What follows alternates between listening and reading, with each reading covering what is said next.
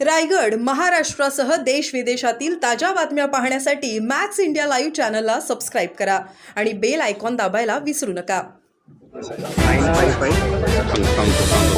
सांगतो याच्यावर याचं लवकर करायचं. अहो कसलं म्हणजे चुकीचं स्टेटमेंट आहे. महाराष्ट्रामध्ये मराठी प्रथम बाकी सगळं नंतर हे आमचं सगळ्यांचं म्हणणं आहे. आम्ही गुजराती भाषेच्या विरोधात नाही, पण तुम्ही असं कसं म्हणू शकता की इथं गुजराती महत्त्वाची लँग्वेज आहे.